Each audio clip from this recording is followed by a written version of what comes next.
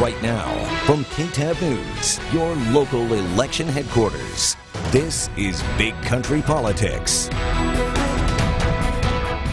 Thanks for being here for Big Country Politics. We start with our eye on COVID-19. We've reported lots of stimulus relief and COVID funding over the past year, including money for individuals, counties, and cities. The city of Abilene has received $23.7 million this year from COVID CARES Act funding and the American Rescue Plan. Abilene is expecting another $10.7 million from the ARPA funding next fiscal year. Taylor County so far has received $13 million and is expecting another $13 million next year as well. We spent the majority of it for the last 2 years on public safety and public health salaries. Director of Finance Mike Raines says the city of Abilene has spent most of the $13 million they received in COVID funding from the CARES Act. So about $5.5 million went toward that. We spent another $4 million on our transit operations, another $1.1 million on airport operations. Another $1.2 million for community outreach in partnership with United Way and the Community Foundation. The remainder of it has gone toward actual public health expenses, face masks, sanitizer, that sort of thing, operating our vaccination clinics, the testing sites, and contact tracing. The city has received $10.7 million from the American Rescue Plan Act. Right now, it's in the reserves to help make up for the $14 million in lost revenue during COVID. Abilene will receive another $10.7 million next fiscal year. After that, we have to show that we spend it on a governmental purpose. And so that will be determined what those governmental purposes are going forward. Taylor County has received $13 million for COVID relief funding as well. We have requests coming in that are starting to come in. But so far, Taylor County Judge Downing Bowles says they haven't spent any of it and will be putting together a citizens committee to determine if the requests can be made. So the Commissioner's Court doesn't have to do that. They will advise the Commissioner's Court on terms of they'll wade through the requests and those kind of things. Taylor County will be receiving another $13 million next fiscal year. If a city department requests its funding, it goes through City Manager Robert Hanna and then it goes to City Council. And if it exceeds more than $50,000. And the county has been getting requests so far for expanding broadband and educational purposes. Abilene could be getting another baseball team, not a little league or a high school or college, but a minor or semi-pro team. Investors going before the Abilene Parks and Recreations Board earlier this week with plans for a renovated baseball field at Oscar Rose Park.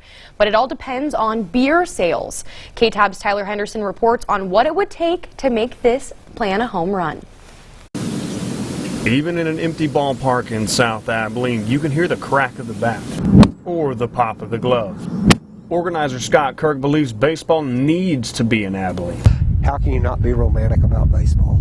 And pitched the idea to the Abilene Parks and Rec Board. If they understand what we're trying to do. But baseball in Abilene hinges on one thing. As I step on what was the mound at the Rose Park baseball facilities, it leaves one question left unanswered. If they sell beer, will they come?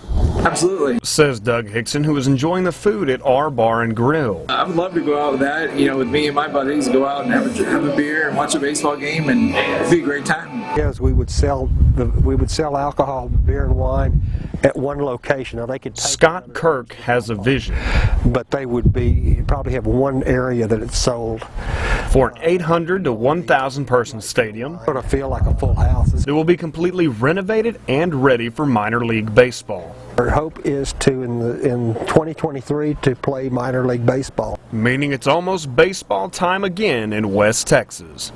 In Abilene, with coverage you can count on, Tyler Henderson, KTAB News.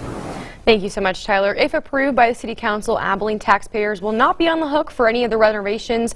Scott Kirk's group will take care of the redesigning and renovating the ballpark as well as maintaining it. Ty PD have a record of finding and apprehending human smugglers. The police officers watch for traffic violations on Interstate 20 and then follow up with the drivers.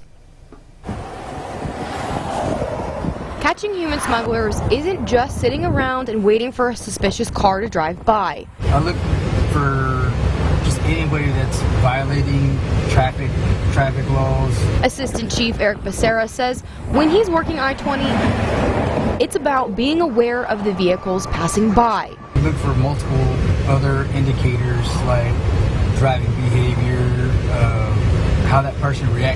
whenever they see you.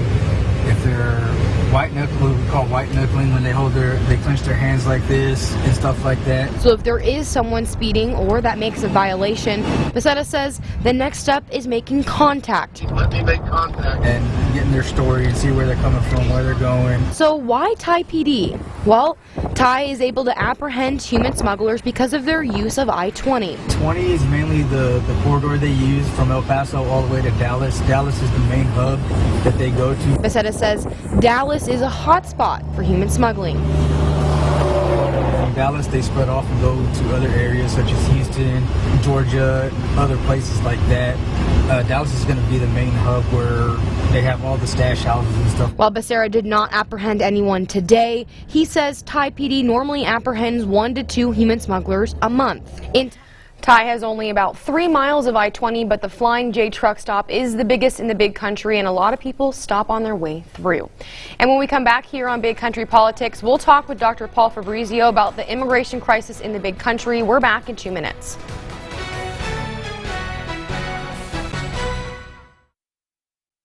Big Country Politics on KTAB continues. Right now I'm joined with Dr. Paul Fabrizio. You are a political science professor at McMurray University.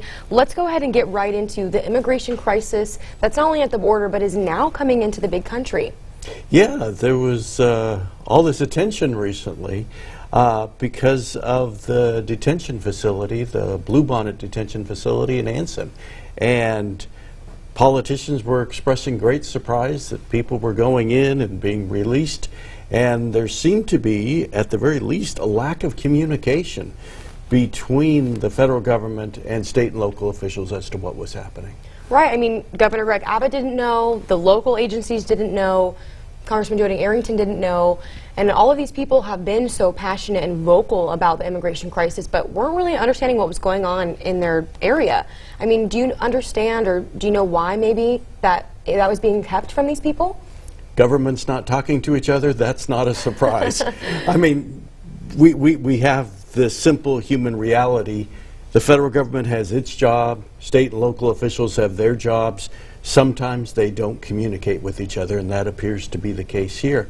The other reality, though, is that all of the local politicians knew that there was this detention facility here, and they knew that people were being transported here to that facility in Anson, and then that people were going to be released. So there had to be at least some awareness that something was taking place. But it really appears that there was a definite lack of communication.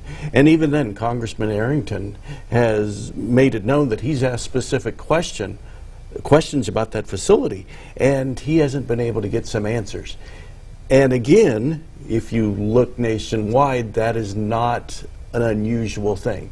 The federal government has always had difficulty communicating details about what they're doing with these detention facilities. It happened during the Trump administration. It's happening during the Biden administration. I mean, even back to the Obama administration, I mean, we've had some sort of catch and release policy really since beginning of 2012. I know Trump's policies were a little bit different, but do you mind walking us through, I mean, what's so different now that we are seeing in the month of July 200,000 people coming over and crossing the border? We're seeing an influx of immigrants, and normally they wouldn't have made their way all the way to West Texas, but now that our border, depending on how you view it, so many people are crossing, we're seeing these people and we're seeing it affecting these local West Texas communities. What can be done? There's a lot of questions you're asking right there. I mean, I think first of all, the big difference between now and the end of the Trump administration, and that's where I think the comparison's being made, is that there was a pandemic going on during the end of the Trump administration, and then Central American countries got hit with hurricanes, the end of the hurricane season. So that caused economic disruption that is causing people, as the pandemic has waned, to start to move forward. So I think you had to expect an increase in immigration coming because of a situation that was so bad last year. But the other reality is that the Trump administration had sent out a message saying that immigrants aren't welcome. The Biden administration has sent out a different message, saying that they're more welcoming. Even though they haven't changed many of the Trump policies, their message is different, that they're going to be more welcoming to immigrants. So as a consequence, we're seeing more come. What is interesting about all this compared to what was going on in the Trump administration is that immigrants are coming here from not just Central America and Mexico, but apparently they're picking up people from Eastern Europe, people from Africa, people from Asia. And so it seems that the Biden message of being more welcoming to immigrants is resonating around the world, and people are making this desperate journey to come here now. With the current state of the pandemic, do you think that that is a responsible decision? When we spoke with some of the undocumented immigrants, they were saying that yes, we're getting COVID tested, but when Jody Arrington came to town, he was saying that his sources were telling us, well, we can't hold them for longer than 5 days, so if they have COVID, we're releasing them. So do you think that with the current state of the pandemic, how does this kind of play into the humanitarian aspect of wanting to bring people in, but then also this global pandemic? It doesn't play well. I mean, that is the reality. And what you see is bureaucratic policies running up against a pandemic that nobody really has a good grip on. Go back 2 months ago, we weren't talking about the Delta virus. And the policies that the Biden administration were putting in place were reflective of that. Well, now the Delta variant is here. It's the dominant thing.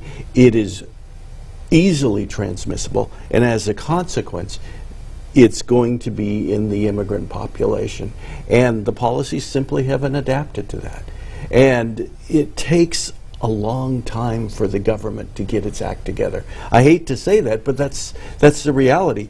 You look at the Trump administration, they tried to get their immigration policies going, but to go through all the legal processes took years. Biden's only been in office 7 months. And so his policies aren't reflecting current realities. And so as a consequence, Jody Arrington has been saying, hey, we've got people who are coming here who might be carrying COVID. And there isn't any action taken on it. And that's a real concern that people have, a legitimate concern. Right. I know when Trump was in office, something that he constantly, said, his rhetoric was human smugglers, drug traffickers, human traffickers coming through the border. And I think that was a distant reality for some people because they weren't seeing that.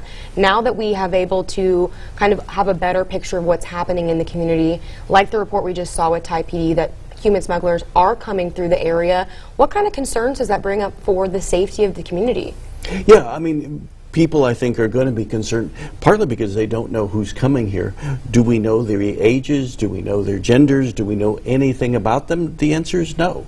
And the lack of information coming from the federal government about who is coming through here, who is at Anson, where they're being released, therefore is going to lead to all sorts of speculation.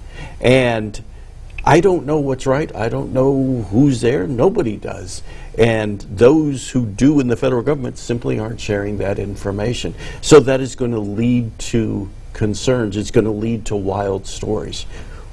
If we're going to have responsible governance, that information is shared. What we have is this big surge of people coming here, the most we've had, I think, in 20 years, coming to the United States. And as a consequence, they have to be dispersed to various facilities. The Anson facility, was built for this. Right. So we expect people to be there, but the lack of information is really, really troubling to everybody here. Definitely. Well, thank you so much. Still to come, our conversation with Dr. Paul Fabrizio continues. We'll discuss the current situation in Afghanistan.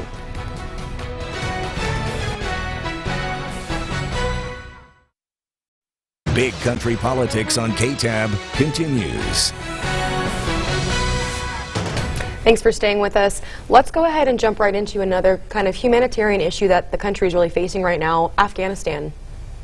There are veterans in the area who spent most of their lives in service in Afghanistan.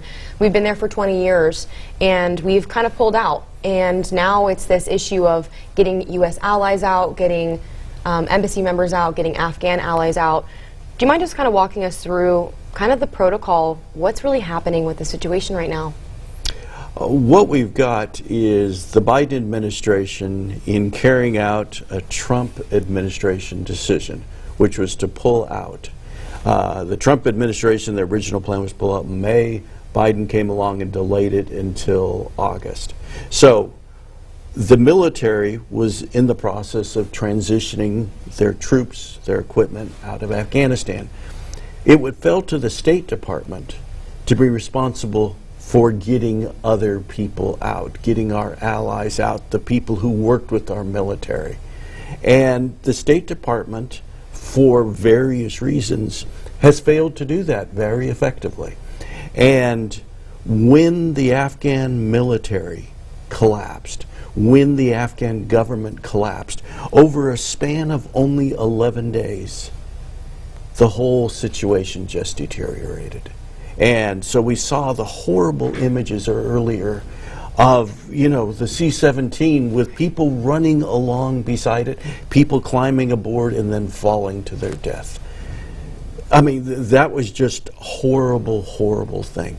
And that is a direct result of the U.S. government failing to anticipate that the situation would deteriorate so quickly, even though we're learning there was evidence that it would. And that is a direct result of the U.S. government failing to start to get people out of Afghanistan months ago. Joe Biden has made no secret that he was going to get us out of there. Donald Trump made no secret he was going to get us out of Afghanistan. And you would think that the U.S. government then would have started months, maybe even a year ago, trying to get people out so we wouldn't see this desperate situation. Well, it's getting really scary. We've seen images across social media of, all of the weaponry that the U.S. members left and, their Humvees and their Jeeps and all these things that now the Taliban has kind of taken over. What, if any, security threats does that pose to the U.S.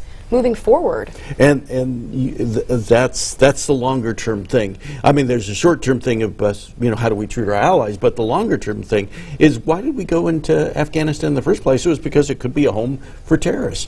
Well, lo and behold, as we leave it and the Taliban comes back, it could be a new home for terrorists. This time they have American weaponry. And what happened on the part of the military that allowed those weapons to fall into the wrong hands? And I haven't heard answers to that. That's something that needs to be investigated. Somebody messed up. And there's also the other thing, we were talking earlier before the break about a lack of communication between the federal government and the state governments over immigration. There's also been a lack of communication apparently between the U.S. government and the Afghan government and the U.S. government and our NATO allies over how we were pulling out. And apparently some of our NATO allies were caught unaware at the quickness in which we were leaving. All of that led to the chaos we saw at the beginning of the week. Apparently, as we've moved on this past week, the situation seems to be getting better. There seems to be a more orderly process. But the Taliban is the one who controls the outside of the airport. They're the ones who are controlling people getting into the airport. So we can get them out if they can get into the airport, but it's the Taliban who's picking and choosing who's coming in. And that's a really distressing situation. Well, it's also a little frustrating because when he decided to pull out troops and now we're sending 3,000, 5,000 troops back to kind of get these people that, like you said, we could have been doing months ago. I mean, now we're in a situation where people who maybe have already come from Afghanistan are heading back. People who haven't had to go at all are now going. And the images we're seeing is a lot of Afghan men. I know we've had a lot of issues as far as Afghanistan women and the rights that they're being taken away immediately from the Taliban. It's kind of some scary stuff that we're seeing. Do you have any insight on how the U.S. can control better who's getting on these C-17s? That is a really difficult situation. Because we shut down the embassy and the embassy employees are now at the airport, we really have no say about who is able to get into the airport. The Taliban is the one who's in charge of that process. The Taliban is the one who's, in essence, picking and choosing who's going to live and who's not. And that's not what we wanted. If we had done this process better over the last several months, we would not have been in this such desperate situation. And that's just really, really troubling. Very, very frustrating. Many of us of a certain age remember Saigon and the fall of Saigon. And lo and behold, here we are 46 years later watching it again in Afghanistan. It definitely is frustrating and disturbing to kind of see the comparison photos of then and now, and how we're in a very similar circumstance. History is kind of repeating itself as Kabul was taken over. Does this pose a security threat? Because we don't necessarily know. Again, we don't know who's coming through. We don't know if the U.S. allies are actually making it. We don't know if the U.S. embassy members are actually making it. Yeah, I mean, people are coming in, they're not being properly vetted. Yes, there is that potential. I think the bigger concern has to be that we had made promises to Afghans that we would protect them, and we're not able to do that. That, I think, is the bigger issue, because that sends a message for our next crisis, wherever that might be, that the United States may not protect you. We had this issue with the Kurds several years ago, when we basically abandoned them, and now we're in the process of potentially abandoning the Afghan people who helped us. Yeah, there's a potential for a couple people to come here who shouldn't, but the deeper issue is that we failed to keep our promise. Definitely. Well, Big Country Politics continues right after the break. Big Country Politics on KTAB continues. Thanks for staying with us. Before we go, do you have any final thoughts as far as how this is impacting veterans, maybe with PTSD, seeing these traumatic things as history is really repeating itself? I think that veterans need to know that their work, their time in Afghanistan, really served a very noble purpose. Their job was to protect America from terrorist attacks. And for 20 years, we have been protected from terrorist attacks. They have done a really good job. They deserve our thanks. We've now moved to a different phase, different focus, and there's consequences for that. But to those who served there, they really deserve our thanks because they did an awesome job. Definitely. That does it for this week's edition of Big Country Politics. For the latest political headlines, always go to bigcountryhomepage.com. We'll see you next week, same time, same place. Thanks for watching.